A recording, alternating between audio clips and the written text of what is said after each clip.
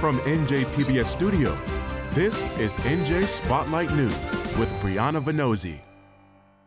Hello, and thanks for joining us tonight. I'm Joanna Gaggis. Brianna Venozzi is off. While the state budget awaits final passage in the legislature, questions abound about why the city of Trenton lost funding for high-impact tutoring, even though students there are in desperate need of support. And later, as we prepare to celebrate America's 250th this week, we look at the important stories often left out of our nation's history. And coming up, the Supreme Court ruled today to allow mail-in ballots to be counted if they were postmarked on Election Day. We'll look at the impact of that and other significant decisions. Major funding for NJ Spotlight News is provided in part by NJM Insurance Group, serving the insurance needs of residents and businesses for more than 100 years. The clock is ticking for lawmakers to approve the state's next fiscal year budget before tomorrow's deadline. Lawmakers were finally able to see a draft of the bill on Sunday as they gathered in Trenton to vote on a flurry of bills that provide revenue to help fund the record $60.7 billion budget. They also approved an additional measure that adds nearly $359 million to the current fiscal year for local projects, including a state loan to help close Jersey City's budget hole. Now, dozens of bills moved out of committee, many that were outlined in Governor Sherrill's March budget address, including a fee on employers with at least 50 employees covered by Medicaid and a change to the cap on deductions under the corporate business tax. One controversial bill that requires fossil fuel companies to pay a retroactive $50 billion penalty did advance out of committee, but with strong objection from some Democrats. Both the Senate and Assembly budget committees approved the overall budget bill last night along party lines. It now heads to the floor for a full chamber vote in both houses tomorrow, and Governor Sherrill has until midnight to sign it. That update brought to you as part of our Under the Dome series. Under the Dome is made possible in part by the Corporation for Public Broadcasting, a private corporation funded by the American people. We're nearing the end of what's known as opinion season, where the U.S. Supreme Court hands down decisions on cases it's heard throughout the annual term. The last several days have brought consequential rulings in cases dealing with elections and when mail-in ballots can be counted, as well as immigration issues and the temporary protected status of immigrants here from Haiti and Syria. I'm joined by Jonathan Hafetz, a constitutional lawyer and professor at Seton Hall Law School, to talk about it. Jonathan, so thank you so much for being with us. The Supreme Court today obviously handed down this very significant ruling as it relates to mail-in ballots. The case was brought by Mississippi. Can you explain what this ruling says and what it means? Basically, what the ruling says is that the definition of election day in federal statute does not preclude mail-in ballots from being counted if they're received after the election day. And so it basically gives states latitude as long as the ballots are, the voting is done by the election day to count them a reasonable period after. So this is an important decision because it allows, states that operate this way, a number of states, to consider to receive those ballots. And if it had come out the other way, it would have had a significant impact on elections. Including here in New Jersey, right? Because we allow our mail-in ballots to be postmarked and then counted after Election Day. Correct. And I think it's a number of states. I mean, I think you can view this through a lens of whether it's Republican or Democrat, but I think it's just good for the voting process in the Democratic, lowercase d Democratic process, because often it's poor, elderly people who have more difficulty voting in person, who are able to participate in the democratic process. So I think it's an important victory or decision for a more inclusive democratic voting process. And let me just say, they have to be postmarked on Election Day, making sure I said that properly. Just really quickly, federal law does set the election dates, but states can set their own laws for this process, right, when it comes to mail-in ballots? Yes, I mean, the federal law could preempt the state law, so it was about an interpretation of what the federal law meant. And so the way the court interpreted the federal law was to allow states the latitude that we've been discussing, to allow for the counting of votes that are cast before the election day to be counted after, if they're received after. Yes, I want to switch because there was a decision that came last week from the US Supreme Court that has to do with the type of protections or protections granted by the federal government for people here under what's called TPS, temporary protected status, that mainly applies to Haitian and Syrian immigrants under that protection right now as this case was decided. Can you explain what the Supreme Court decided here? Yeah, so the Supreme Court effectively gave the green light to the Trump administration to eliminate this form of status for, in this case, groups, the groups that you mentioned, but it's from Haiti and Syria, but effectively without any judicial review or really no real meaningful judicial review. And so basically this temporary protected status is very important. It allows for individuals from countries that are suffering some type of particular hardship, environmental, war ravaged, a range of different things that would put the people who would be sent back to those countries at grave risk, and it allows their status to be temporarily extended. It doesn't give them any kind of permanent status, but allows them to stay in the United States. And many of there's several 100,000 Haitians, there are a significant number of Syrians who are all of a sudden now vulnerable to immediate deportation, and many of these people here would face great risk if they go back. There's another troubling aspect to this decision, which is that, and especially in the case of the Haitians, this appears to be, I think, a very strong case. This was motivated by racial discrimination. President Trump, certainly when he was a candidate for his second term in office, made a number of racially, I think, statements that could be read as racially disparaging towards Haitians. So I think this was motivated, at least in significant part, by race, which means it's a clear violation of the Equal Protection Clause. Well, let me ask you this, because the argument was made that ending their TPS, their temporary protected status, was unconstitutional. The US Supreme Court does not see it that way. How does their ruling indicate that it is not unconstitutional? Well, I think their ruling gives, they rejected the constitutional, they rejected two arguments. They rejected the constitutional argument, but I think that was a very poorly, in my view, poorly reasoned decision, and that gives short shrift to the way under the Equal Protection Clause, which prohibits racial discrimination, the way that evidence should be considered under that clause, where race just if it's a motivating factor, that should be sufficient to allow for a claim to be sustained or to go forward. There was also they upheld the revocation of TPS without any review of whether it was arbitrary.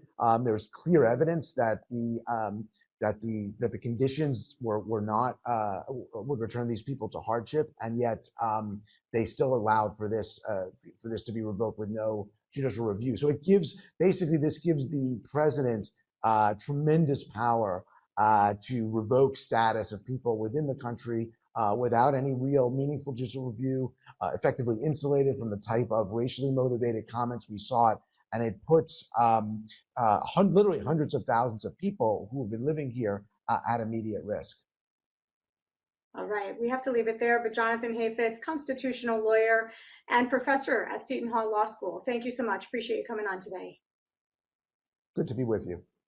High-impact tutoring has become a major focus of education under the Sherrill administration. It actually started under former Governor Murphy, bolstered by pandemic relief aid in 2023. And it's had great success, both here in New Jersey and in other states across the nation that have implemented it in districts where students are struggling to reach grade level achievement. I recently spoke with our urban education writer, Julie O'Connor, about the district of Trenton that's actually had to return funding to the state for high-impact tutoring. It's a complicated story that she breaks down for us. Julie, so great to see you. This is a really important topic. We know that the state has made high-impact tutoring a priority, and you took a look at the district of Trenton, one of the state's largest cities, that did not receive any funding for high-impact tutoring in the latest round. What's happening there? The state has been hiring tutors to help boost students' math and reading scores, but in the latest round of grant funding, It went out to about 47 traditional school districts, 8 charter schools, and Trenton was not on that list, which was really surprising to advocates. I mean, this is the state's capital. It is the neediest district in the state in terms of low test scores. Trenton has replaced Camden at the bottom of, ranking of the state's 31 poorest districts. And so it was a mystery to a lot of people, why Trenton was not on this list of awardees. Okay, but to make the problem even more confusing, you also uncovered the fact that Trenton had to return about 80% of its last grant. Paint that picture. What's happening there? Folks were alarmed. Senator Shirley Turner, who is a state lawmaker who's represented Trenton for decades, was really concerned to see that Trenton was not on this list of the latest awardees. And so she called up the State Department of Education to find out more.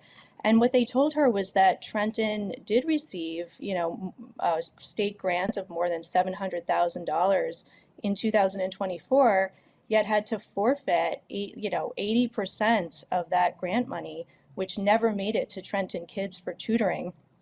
It's not clear why. And she and others now wonder, did that factor into the state's decision in this latest round not to award any tutoring grant money to Trenton? To put a fine point on that, that's $550,000, right? That was allocated to Trenton that did not get used. When we look at the standards, achievement standards in Trenton, when we look at poverty levels in Trenton, does it make sense that they wouldn't be using $550,000? Where do the students stand in terms of achievement there? It seems baffling. Trenton spends about $24,000 per pupil, and yet of the third graders, only about 8% read on grade level and roughly 12% are proficient at math. And these are scores that have barely budged in recent years. It's something that advocates say, is really disturbing and really demonstrates why Trenton needs this money so desperately for tutoring. So 8% are meeting proficiency in third grade? For reading, that's right. How does the district explain, one, that the funding wasn't used, and two, that, well, let's start with the funding not being used. How does the district explain that? I don't have answers yet. I mean, the district superintendent and the school board president are not commenting. The State Department of Education is not speaking to Trenton's specific case. So it's unclear why that grant money, all of it was not used in the last round. And it's also still unclear why Trenton got nothing in this round. The State Department of Education just said that this was a competitive grant process and districts were evaluated based on things like, the design of their program and the readiness to implement it. And if you didn't meet all of those factors, that you would score too low to qualify. And so, to be clear, their application was rejected by the state, right? This is not a failure to apply. This was a rejection. The Senator Turner spoke with a district official who, filled out the district's grant proposal. They definitely applied, and she said that she heard nothing from the state in terms of deficiencies. So it's unclear why Trenton was not among the districts and charter schools that was awarded one of these grants in the latest round. You raised the issue of oversight in your reporting of this. I know it's something you spoke to Senator Turner about. What oversight is there over the application process, the approval process, and who does that overseeing? I believe the state largely leaves it to districts, to meet the parameters of the competitive grant process. They're laid out and districts apply. And in this latest round, the state said that the grants were targeted more particularly to districts with low test scores, which is why it was striking that Trenton, the neediest district in the state in terms of test scores, was not one of the awardees. Can you compare Trenton to any of the other 31, what we call SDA districts, Schools Development Authority districts, formerly called Abbott districts? Do any of them compare in terms of getting this type of funding or not getting it? Others got this funding. In the latest round, Newark was awarded about $400,000, in a state grant for tutoring. Trenton ranks at the bottom of the state's 31 poorest districts. Currently in Trenton, there are a few community programs providing some tutoring, but it's very limited in scope. They're relying on raising private funds. They're serving a few hundred students. When there are more than 1,000 Trenton second graders that are, pretty desperate for early reading intervention. If this, and we don't know, but if this application was rejected because Trenton, the school district, simply didn't have the readiness to implement a high impact tutoring program, what questions does this raise then about district operations, about oversight of these types of programs that should be rolled out if you have 8% proficiency? Well, it's disturbing. I mean, going forward, nearly 100 more school districts, that's thousands more students, may get access to this high quality tutoring. This is under Governor Mikey Sherrill's proposal to double the budget for this tutoring. And this has shown great success in states like Louisiana and Mississippi, where poor students have been propelled from the bottom of national rankings to the top with a combination of this tutoring and also phonics-based curriculum, and they're now at the top in terms of fourth grade reading scores. So I think it's an important question to figure out, why did Trenton not get this money in the latest round? How can it fix whatever problems exist so that these students, these who are desperate for early reading intervention and other supports, don't get left out again in future rounds if there is more funding for high impact tutoring in New Jersey? Yeah, and we know that third grade age is so critical because before third grade, you are learning to read, and after third grade, you are reading to learn. So it impacts the life cycle of a student. Julie O'Connor, our urban education writer, great job on this. Keep an eye out and keep us informed on what's happening in Trenton. Thank you. Thanks, Joanna. Each day this week, we'll bring you stories and voices related to America's 250th anniversary. Today, we look at a group of historians trying to spark a broader conversation about democracy, government, and the importance of civics. They've launched a nationwide civics exchange to bring these lessons to community groups who want to better understand the founding principles of our nation. The program, called SHEER, is led by Andrew Shankman, professor and chair of the history department at Rutgers-Camden and president-elect of SHEER. Here's my recent conversation with him. Professor, it's great to have you on the show. Really important topic, looking at the history of our nation as we are celebrating our 250th anniversary. Can you tell me about the Society for Historians of the Early American Republic? What is the organization? What do you do? Sure. It's the scholarly organization, which, as its name suggests, is for all of the historians, both at the university and college level, at the high school teachers, public historians, who are focused on what we define as the early American Republic, which is the period from 1776 to 1861. It's been around for almost 50 years, and it's for the longest period of time, it typically did what scholarly organizations do. We have an annual conference in which all people interested in the early American Republic can come. Papers are given, networking is done. People talk about that period of time. And we produce a scholarly journal called the Journal of the Early Republic, which is the premier journal in the nation for scholarship of that period. And until about 4 months ago, that was pretty much what we did. We were a scholarly organization for people focused on this period of American history. So how has that changed now? What changed 4 months ago that changed what you were able to do?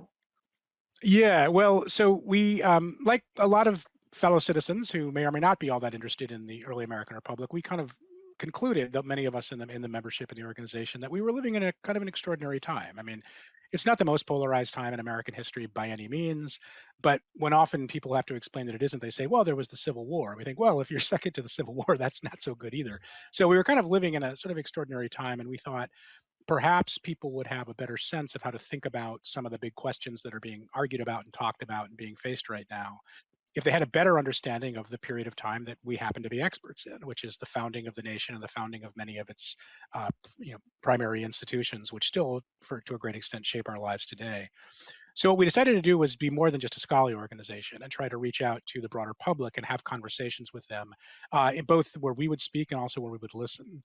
And so what we did was which is sort of new and unusual for a scholarly organization such as ours, is we created a new initiative called SCHEER Civics Exchange. SCHEER is our acronym, Society for Historians of the Early American Republic, where our members who are expert in the founding of the nation and the founding fathers and the origins of the Constitution and the ideas and principles and precepts that shaped those founding institutions are making ourselves available through a web page to talk to any organization or group throughout the country who would like to have a conversation with people who specialize in this period about how our government came to be what it is, what the founding principles were, why our institutions and organizations function as they do, what things like a separation of powers is, or what we mean by the rule of law, or even what a constitution is supposed to be.